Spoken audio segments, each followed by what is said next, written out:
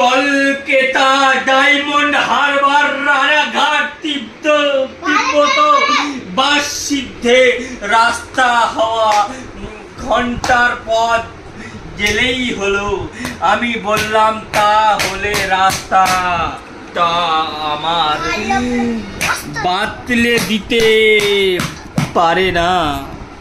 শুনে বেড়ালটা হঠাৎ কেমন গম্ভীর হয়ে গেল, তারপর মাথা নেড়ে বলল, উফ, সে আমার কর্ম নয়, আমার গোছা দাদা গেছে।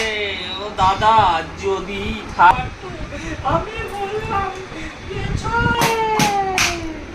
তিনি কোথায়? রিহার্সাল করছে।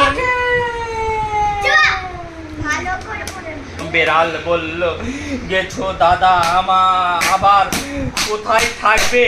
গাছেই থাকবে।